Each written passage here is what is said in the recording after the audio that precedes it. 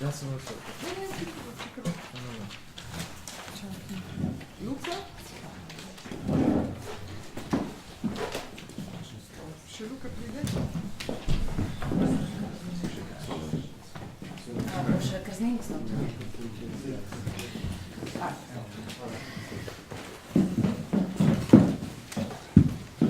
Lepo pozdravljeni še v nadaljevanju večera. Danes imamo veselje in čas, da je v naši sredi prevajalka Jera. Tu je, kot veste, popolnoma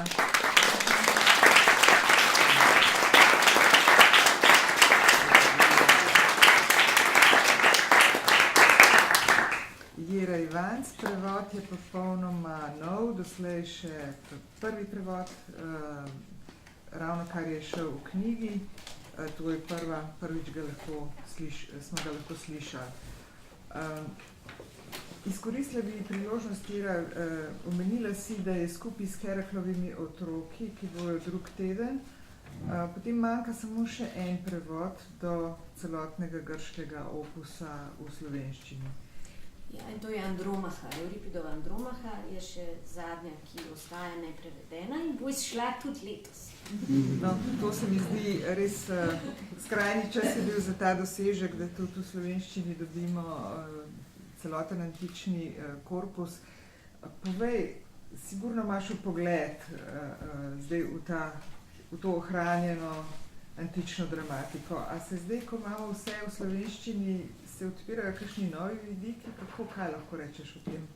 Ja, jaz imam predvsem malo več videl v te, ki sem jih prevajala nazadnje, ki so ostale neprevedene, in to so te, ki so veljale za, bom rekla, drugorazredne ali pa manj pomembne, in to so predvsem Euripidove, ne. In s temi se nam kaže, da sploh Euripidova tragedija, ampak sploh ta antična tragedija,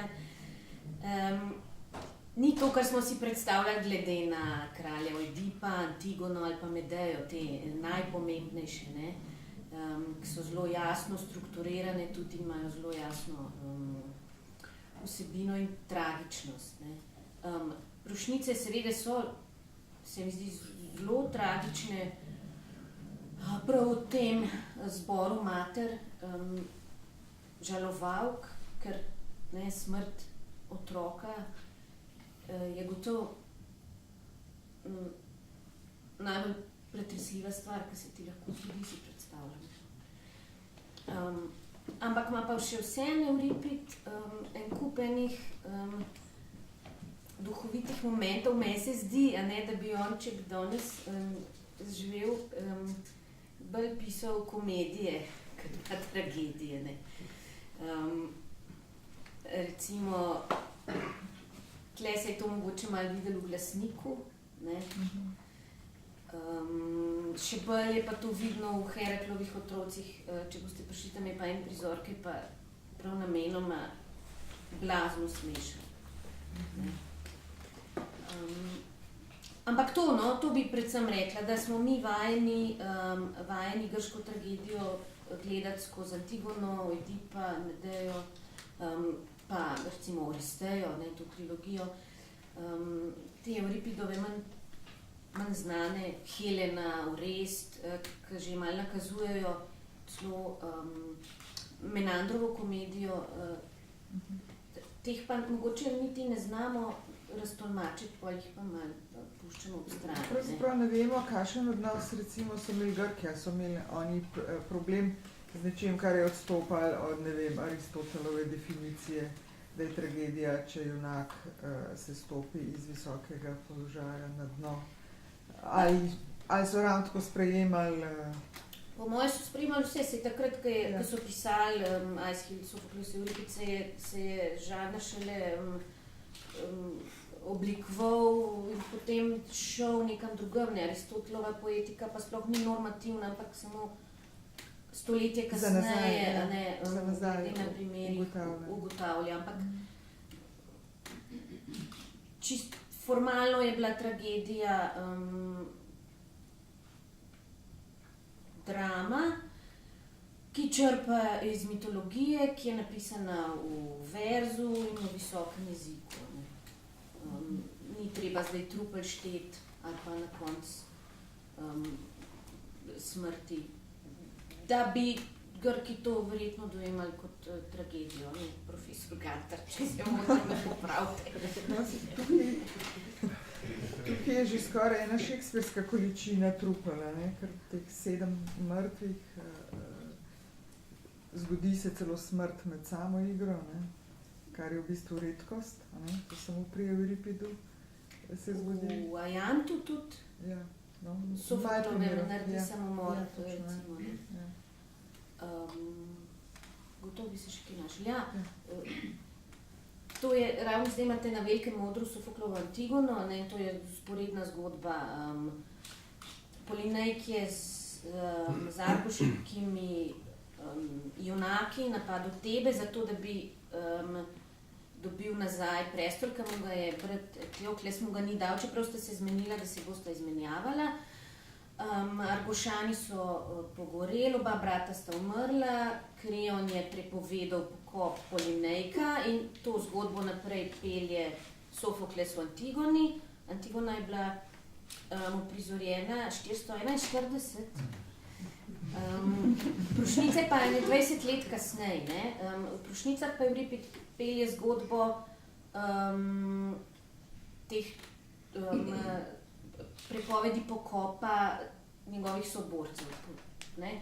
Tako da v teku igre pokopljajo v bistvu vse padle vojake, poleg tega pa teh v bistvu 5 padlih je deležnih še javnega pogreba. Ne? Malo je tega seveda med branjem ni opaziti, pa tudi v branju prizoritvi ne, ampak v prizoritev bi pa morala to rešiti, koliko je bilo zdaj teh mam, pa koliko je bilo otrok, pa koliko je bilo trupela. Ne, vas čez govorijo o sedmih, o Argošanih, ampak niso bile vse mame Argošanke, Polinejkova mama, ki je tudi eden od 7, je Jokasta in je zdaj v Tebah, ali pa po eni različici šlo že mrtva. Potem tale Atalanta tudi ni bila Argošanka. Potem recimo otrok tudi verjetno ni bilo 7, čeprav prinesejo 7 žar, ampak žar je samo 5. Skratka je nekaj teh uprizoritvenih nejasnosti. Ja, okay. Ampak mislim, da se mi zdi to nekako vse drugotnega pomena. Zdi se mi res osupljivo, kako današnje se sliši ta igra. Tle tudi vas pozivam k komentarjem. Neverjetno, ne samo ta tema pokopa trupel, s katero se zdaj mi že mučimo vsaj 20 let ali koliko, 25 od osamosvojitve ali ne vem, 70 od vojne, ampak struktura države, modrost vladanja, kaj je pomembno v življenju. Mislim, to je vse kot Euripid je prišel zato, da bi nas malo spomnil, da bi nam povedal, da jim je bilo že pred 2500 leti vse jasno. In kaj zdaj nam, da nam nič ni jasno. To je naravnost, se mi zdi tako, no, odkritje pravzaprav. No. Kako lahko en dramatik iz toliko starih časov spregovori popolnoma za ta čas zdaj. Pa sej se, vrednote se dejansko niso kaj dosti spremenile, ljudje pa tudi ne. Se mi zdi, da prav zato Euripid to podoben. Ja, popolnoma res. Povejte, kako ste to, kakšen komentar iz publike, prosim, vprašanja. Zato smo pravzaprav, da odgovarjamo na vaše vprašanja, ne to, da se med sabo pogovarjamo. Lahko recimo povem, da sem si pri prevajanju zborskih spevov vzela nekoliko več svobode. Moja zadnja prevajalska izkušnja je bil Senekov Tejest, ki so ga uprizorili jeseni v mini teatru in režiral ga je Ivica Buljan in on je želel, da bi zadnji prizor zelo svobodno posebej za uprizoritev prevedla, skratka, da bi pustila poeziji prosto pot, malo po zgledu ene francoske prevajalke in antropologinje Florence Dupont. In sem tam res začela zelo svobodno, no potem se je pa izkazalo, da sem samo vers nekoliko drugače lomila, torej enter stiskala glede na pomenske sklope, pa kdaj kaj ponovila, ne pa toliko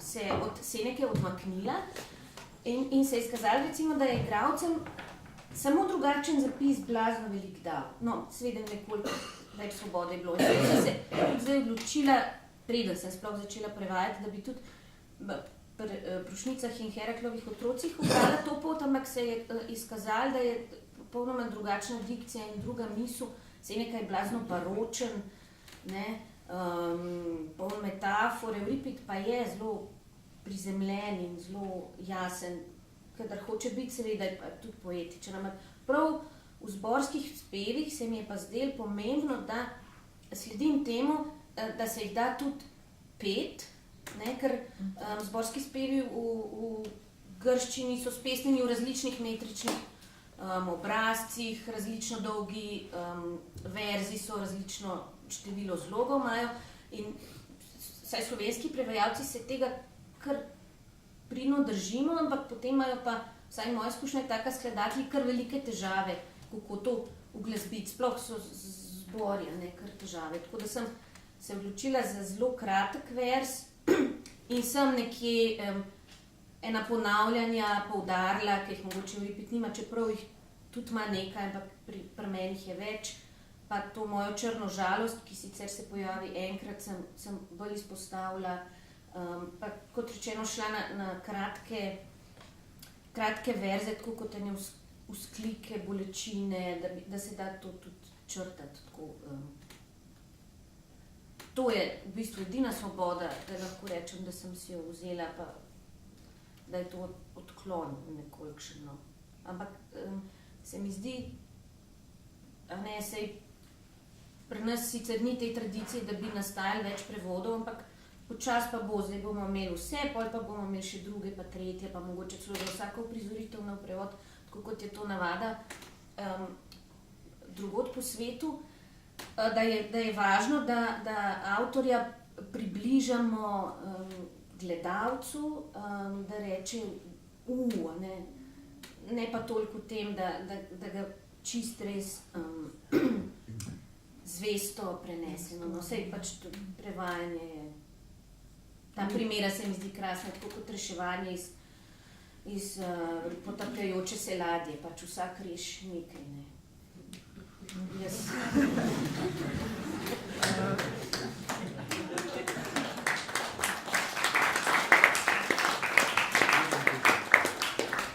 Mislim, da se ti je to zelo dobro posrečil, posebej ta spoj poezije, čustva. Mislim, užitek je bil poslušati meni, verjetno tudi vam. Povejte, recimo, zboristke, kako ste se... Ste uživali tudi ve, tako kot se nam je zdelo v tej interpretaciji? Čeprav je žalostno, ja, vem. Ne, zdaj, jaz lahko rečem samo to, da imeli smo malo časa, ne? Imeli smo 4 vaje in običajno je, da te antične tekste na vajah nekako, bom rekla, to uganko, ne, da imamo več časa, da sploh nekako ujamemo misel v besedilu, verz, vse to, kdo je, kdo proti komu in tako naprej, ne. Tukaj tega časa ni bilo, ampak na srečo nismo imeli veliko težav, ravno zaradi, meni se zdi zaradi prevoda, ki je tako zelo jasen, ampak tudi sodoben, ne, kar se tiče vsega stavka in tako naprej. Pa zelo lepo govorljiv, ne? Ja, res ja. lepo govorljiv. Tako da nam je bilo veliko lažje, ne, Zdaj pa seveda to, kar smo poskusili, je nek osnutek, kaj bi pa z tega na odru ratali, pa zna biti pa lahko bilo zelo zanimivo, prav ta zbor. Ja, meni se zdi, da mogoče je treba povedati, da je zbor v antiki bil je pri Aeschylu sploh, potem pa vedno manj, tudi pri Sofoklu še. Pri Euripidu se pa ta pomen zbora že nekako ni več, kako bi rekla, en pomemben element v dramskem dejanju. Ampak v Prošnicah pa je pa tako rekoč protagonista zbor. Mogoče tam okrog 460 je Aeschyl napisal eno tragedijo z istim naslovom Hiketides, ki je šla v prevodu Braneta Senegačnika, ampak pod naslovom Pribežnice. Oboje je pravilno, ali to je bil prav hikesija ali pa to je bil azil, prošnja za azil.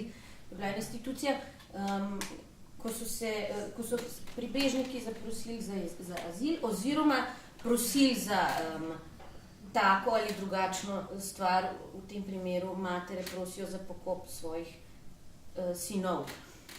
In tukaj se je Euripid spet vrnil v to, da je zbor zelo pomemben. Zbor je sestavljen 15 zboristk oziroma zboristov, verjetno so bili to mladi fantje in to so bili amaterji, to niso bili profesionalni igralci. Mogoče je treba še to povedati, da je bila vsaka tragedija samo enkrat uprizorjena. In tudi avtor jo je napisal zato, da bo res uprizorjena samo enkrat.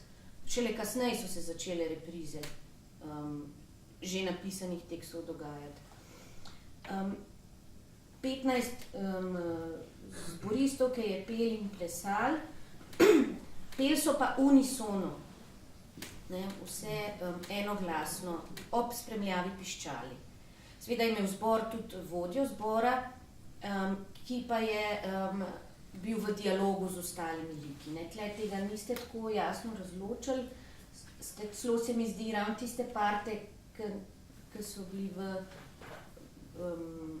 v dialogu dali v zbor, ampak pač to ni važno, to je samo tako, da mogoče pojasnim, kako je bil zbor včasih in potem je pa seveda izziv, kaj narediti s tem zborom, se mi zdi, da prav zbor Prošnic en velik izziv, v tej bolečini, ki jo je verjetno težko ves čas peljati, hkrati pa v tej formalni lamentaciji, ki je tudi danes še poznana. Luka mi je rekel, ko sem o tem razlagala, da poznate to tudi, te naricavke. Ja, bolj objokovalke, Objokovalke, ki so v funkciji, ki prevzamejo to vlogo, ampak to na pogrebi. Ja, sej tukaj tudi recimo pogreb, prav zunanji znaki so bili praskanje lic, trganje las, bitje po prsih. In to je bilo v domeni žensk. Smem? Ja, seveda. Kar mene zanima je vaš komentar na politično dimenzijo te drame. Predstavimo si situacijo. To je bilo uprizorjeno v Atenah pred atensko publiko in v nekem trenutku pride cel iz step, sproži se dialog, katera država je boljša in jasno, ker smo v Atenah, smo Atenčani najboljši. Ampak ne samo to. Atenčani tukaj nastopijo kot tisti, ki branijo zakone, ampak nekaterekoli zakone. Nesebično branijo zakone vse Grčije. Tukaj gre za Grčijo. So zakoni Helade. Zdaj, koliko močni so ti zakoni Helade bili, je verjetno odprto vprašanje. Ampak vsekakor pa so se na ta način Atenčani lahko uveljavili kot tisti, ki nesebično vodijo in uveljavljajo vse grško pravico. In s tem so se seveda postavili kot verjetno voditelj svobodnega sveta.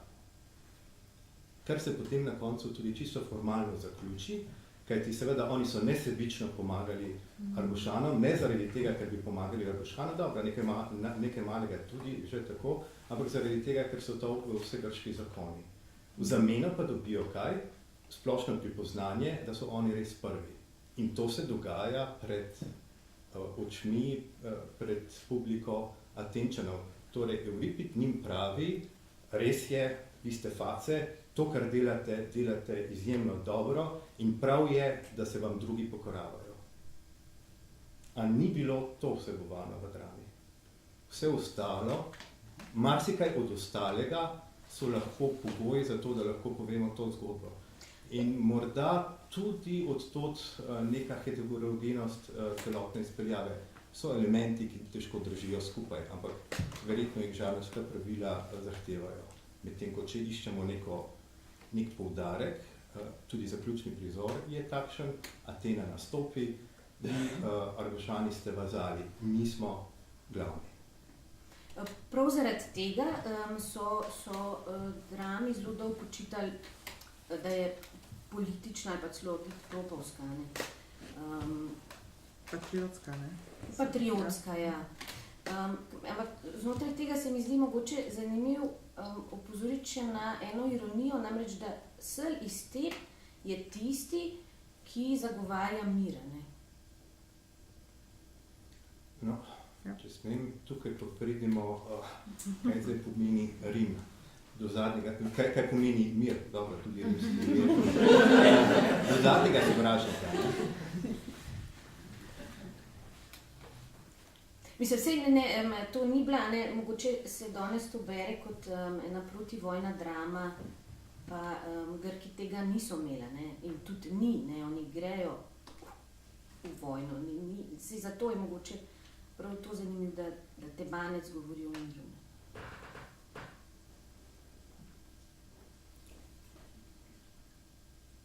Najprej so takrat, ko so to prizarjali, bili Atenci pa Tebanci že prijatelji, oziroma niso bili več v vojni. Ne, verjetno je bilo to prizorjeno okrog leta 423 po bitki pri Delionu, to je bila ena znana bitka, kjer so bili Atenci poraženi in jim proti Bojotski zvezi in jim Tebanci niso vrnili trupel. Ne vemo točno, kdaj je bila ta tragedija uprizorjena, ampak po stilometričnih analizah in teh odmevih zgodovinskih dogodkov pa verjetno je to odgovor tudi na ta dogodek. Če ste... Ne vem, kako vi gledate na to dimenzijo, ker to verjetno zastavi vprašanje nasploh o politični umeščenosti grške tragedije, kakšno vlogo je imela sam žanr v življenju neke politične skupnosti. Ker to so vendarle bile javne prireditve, tukaj ni šlo toliko po mojem za umetniško dimenzijo, ampak za nekaj drugega. Dobro, tudi umetniško dimenzijo, vse mora biti dobro narejeno, ampak hkrati upravlja neko družbeno funkcijo. In ta funkcija je bila seveda imanentno politična, imela verjetno integrativno funkcijo in podobno. In v tej zgodbi se pa strinjam tukaj, meni se ti nenavadno moderna, ravno v tej točki utemeljevanja hegemonije v imenu občih vrednot. Kajti danes se vojne vodijo v prvi vrsti v imenu občih vrednot. Skratka, tam so neki barbari, ki delajo nekaj nenavadnega in potem mi nesebično radi bi se temu izognili, a vendar pošiljamo svoje vojake po celem svetu v imenu občih vrednot. Ne, seveda, če imamo pri tem kakšno korist, vzpostavimo prijateljske režime tam, toliko bolje. Ampak z tega stališča partikularnih interesov, ki se zakrivajo v imenu občega dobrega, mislim, se mi dejansko zdi, da je drama izjemno moderna.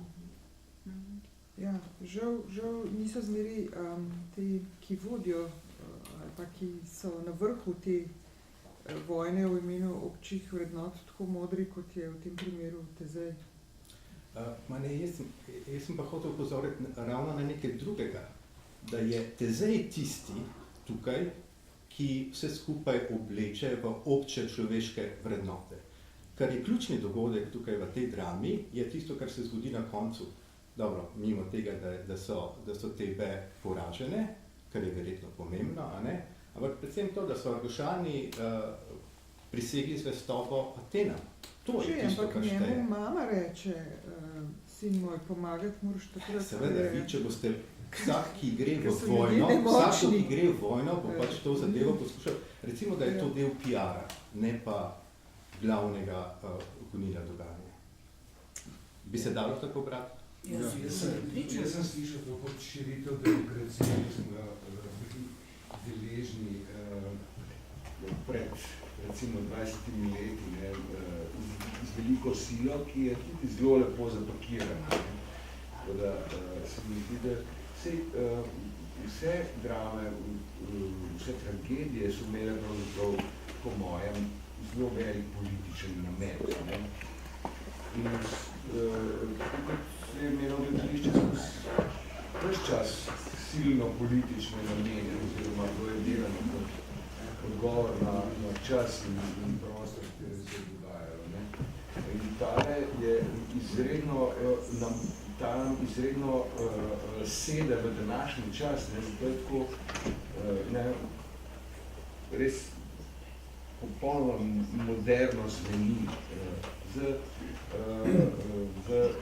žalovalkami, ki jih lahko gledamo v TV programih, žal s širitvijo nekih vrednot na nasilen način, tudi žal, ne, tako da je strašno sorodno današnjemu času je ta drama oziroma tragedija.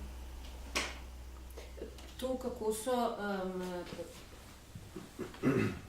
kako so priborili teh 7 trupel, s tem so se Atenčani, skratka s to mitološko tradicijo zelo ponašali tudi v nagrobnih govorih, ki so bili izjemno politični in patriotski, tako da tukaj se seveda strinjam z vami.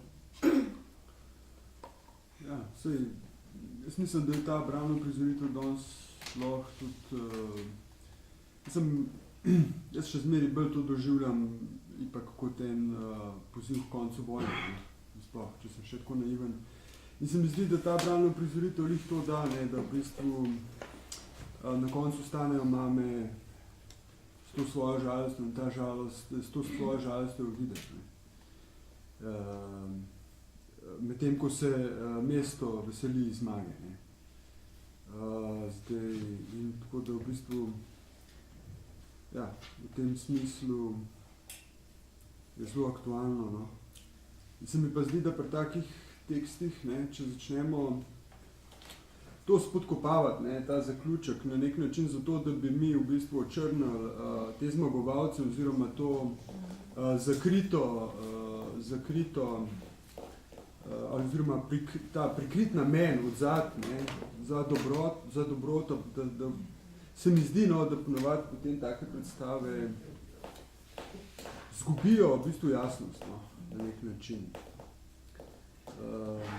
Ker ta tekst ima premalo tega, mislim, noter v resnici, ne, da bi se lahko s tem poigravali, da bi v resnici s to vam prišlo, se pravi neka imperialistična zarota odzad, ne, ali pa nekaj o tem reči. Jaz mislim, ja. Pardon. Meni se pa zdi bistveno, jaz sem prvič na taki brani vaji, da sploh da tekst slišimo. Interpretacija je potem stvar vsakega. No, seveda, to je smisel branja. Da slišimo ta tekst. Ja, ampak je pa tudi smisel, meni se zdi fajn, da se to v drami dogaja, da se dialog vzpostavlja, ne, to se mi zdi nujno in se zelo hvaležen gospodu, da ima prav, ne, seveda, mislim, to je pač ta zgodovinska dimenzija, kot pravi,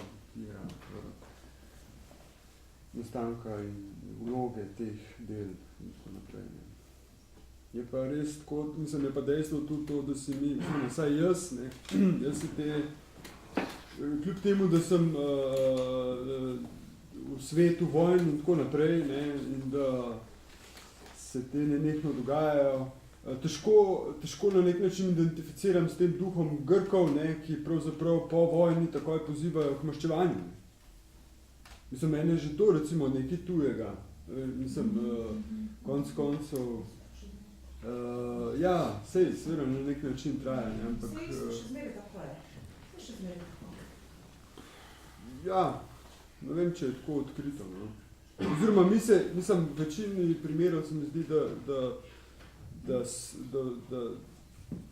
so v zraku pozivi, da ne bi bilo tako. Tukaj pa je jasno, glasno, treba se maščevati. Ne.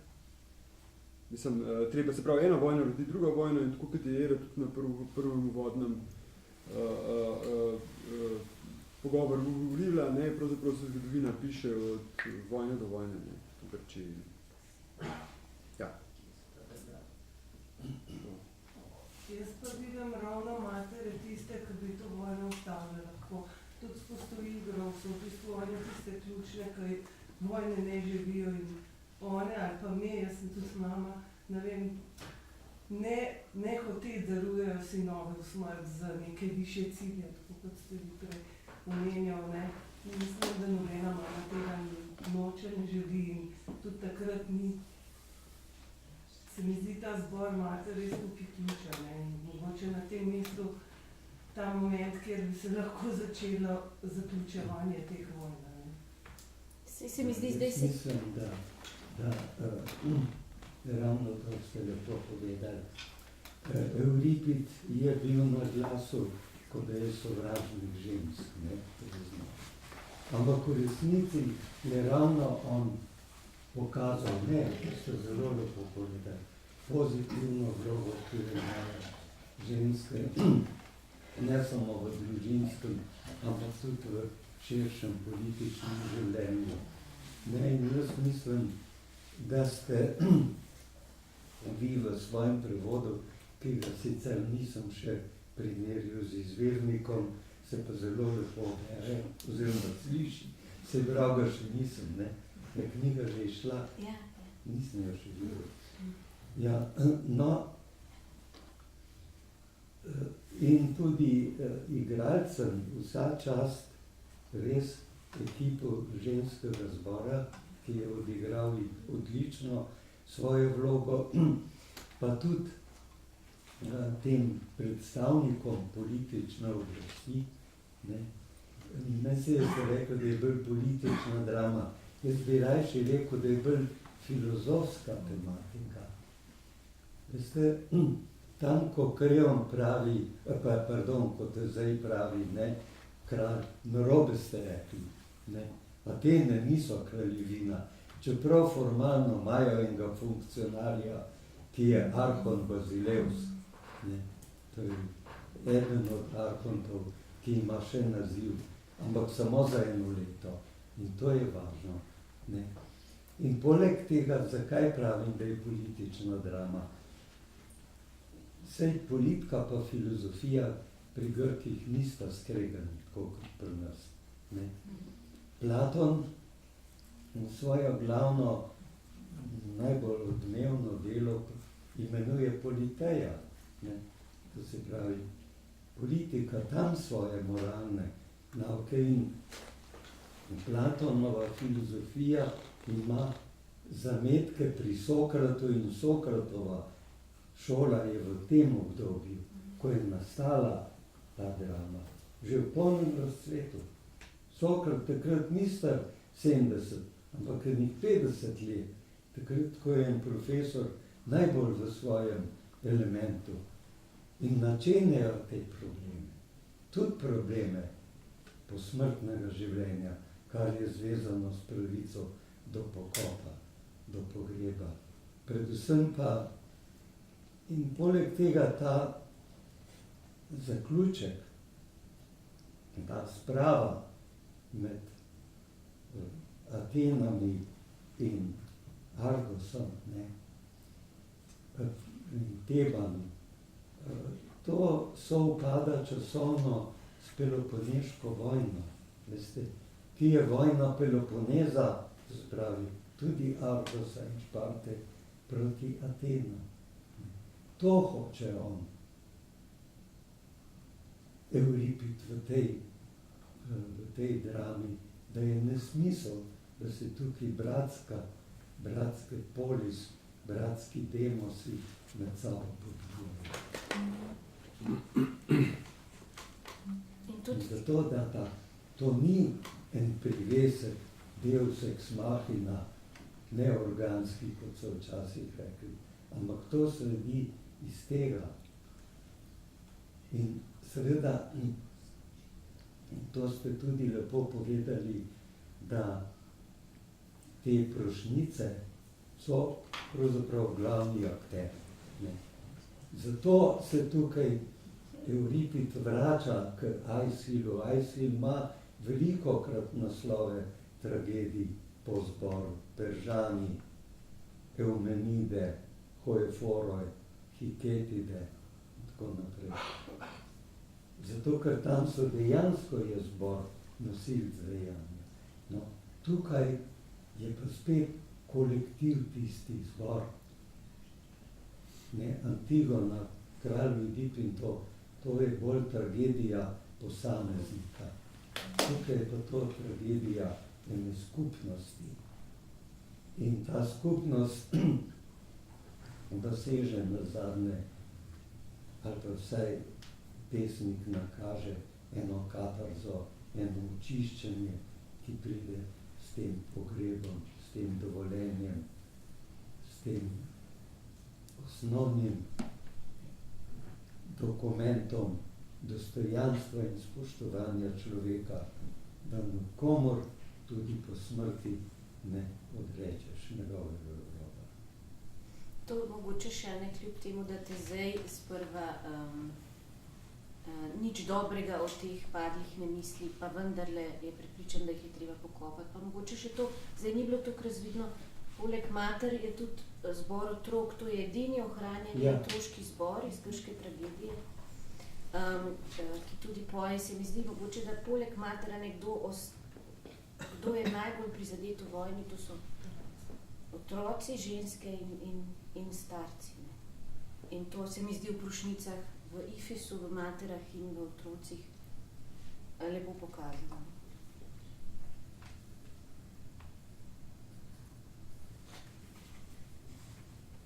Ja, jaz bi mogoče samo še sam malo dodala k temu, kar ste vi, profesor Gantar. Se mi zdi, da mi imamo letos sezono Utopija in zdaj, ko smo se ta teden ukvarjali s tem tekstom, se je nenadoma pokazal ta nek zametek, kako se reče, neposredne demokracije, v principu, ki ga te zdaj razlaga. Mislim, jaz sem samo zastopnik in šel bom na vojno, če se bojo moji strinjali in jih gre vprašati.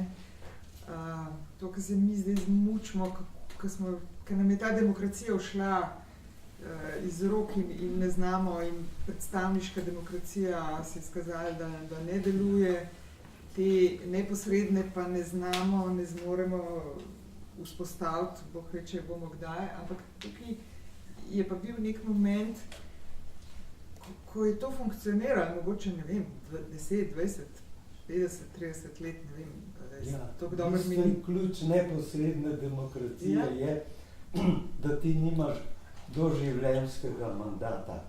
Nimaš 7-letnega, ne 6-letnega, ne 5-letnega, ampak v Atenah, tako kot pozneje v Rimu, dokler je bila republika, seveda, se menjavajo vrhovna oblast vsako leto, ker oblast človeka pokvari. Zato ima ta pravzorec demokracije, ki ga Atene uveljavljajo, to jedro. Mora vsa država, vsa skupnost sodelovati. Kdor ni politično aktiven, ni tako kot pri nas, ko pravijo 50%, jih pa ne bo šlo na volitve, ali pa 70%. Ampak tisti, ki ne gredo, ki se ne angažirajo, tisti veljajo za trote. Tako pri Platonu, apragmones. Prej si me vprašala, kaj a pomeni. To je tisto, Človek mora biti pragmon, ne? To se pravi dejaven, aktiven, se mora zanimati, ne sme. No, in to je ključ neposredne demokracije, da enemu ne znate doživljenjskih ali pa tudi 5-letnih mandatov.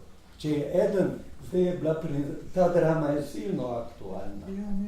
Meni se zdi, da nisem dobro slišal, mogoče je hitro šlo meni, ampak tam, ko pravi narobe, ste vprašali.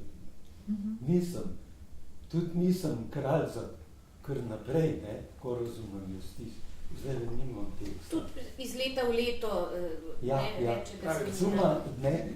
To se pravi, tudi recimo, zdaj je bila pri nas debata, a so župani mandata imajo, ne, v Atenah, ne, ki so v bistvu tudi ena občina, recimo, taka velika kot Ljubljana, dosti več prebivalcev ima atiška država, ne. Mandat ni trajal 5 let, tako je bilo na županski, ampak 1 leto. Potem se pa arkontizem. Je pa treba seveda opomniti, da v atenski demokraciji je bilo dejansko zelo malo prebivalcev, ki je imel volilno pravico. Ne?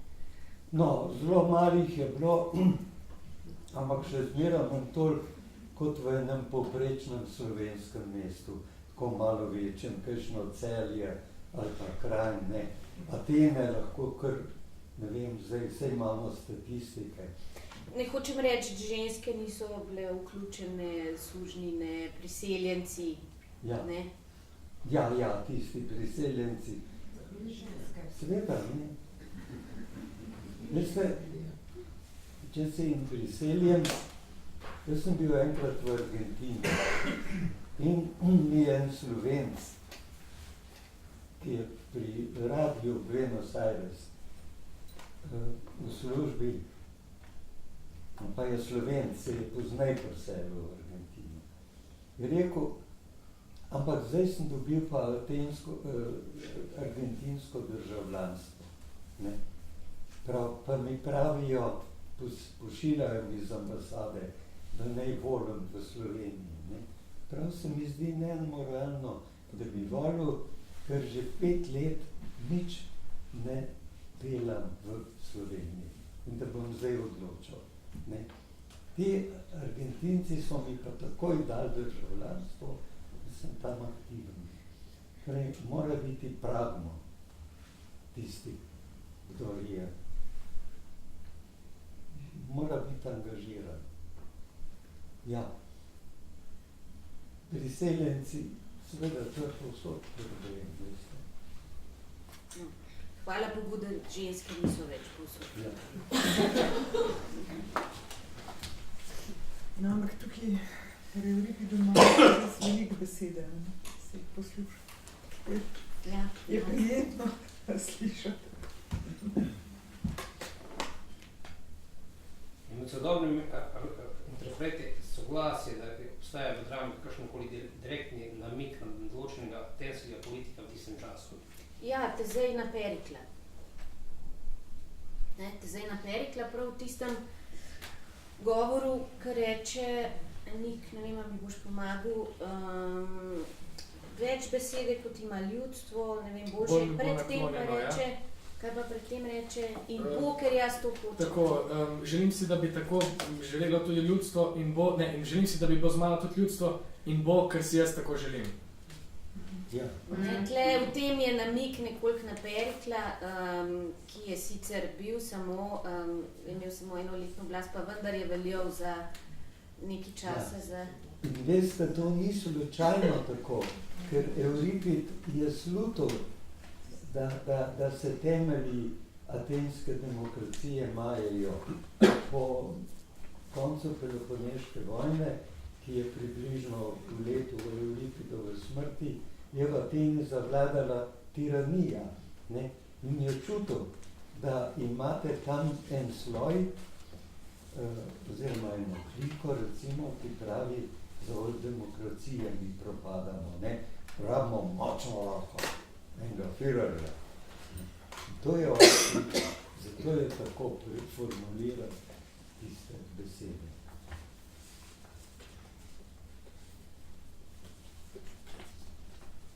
še kakšna misel, komentar? Ali raz smo še kaj pozabi povedati?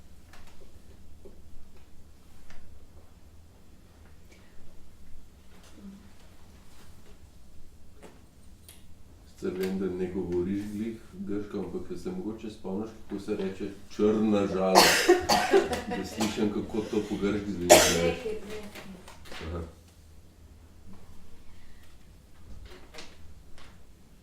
No, če ne, potem se vrnem zahvale.